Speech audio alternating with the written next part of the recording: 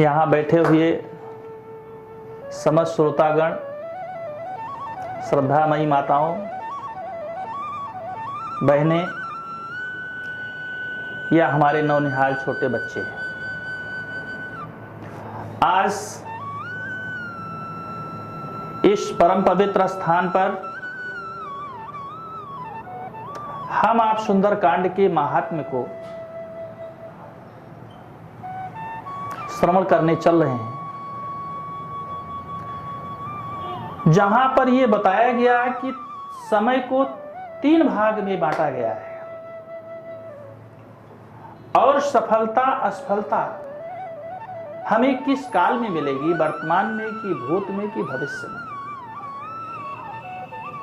ये देखना है। वैसे तो समुद्र लंघन करने के लिए अंगद जी ने कहा कि हम जा सकते हैं, लेकिन आ नहीं सकते। इन्होंने कल्पना किया भविष्य की कि भविष्य खतरे में है। जामवंत जी ने कहा कि मैं जा सकता था लेकिन अब नहीं, इसलिए चले गए भूत में। और हमारे श्री हनुमान जी बच्चे जो वर्तमान में केवल राम के काम में ही लगे हुए हैं,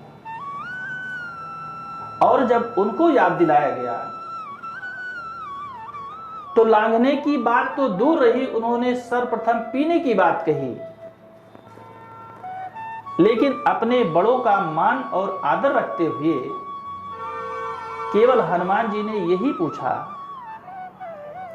कि जामवंत मैं पूछो तो ही, उचित सिखावन दीजो मोही। केवल बड़ों का, जामवंत जी सब में बड़े हैं, इसलिए उनका मान रखते हुए हनुमान जी ने उनसे पूछा, इतना करहु तात तुम जाई, इतना करहु तात तुम जाई, असी तहि देखी कहु सुधियाई। जो बलवान होते हैं अपने बल का जो है अभिमान करते हैं,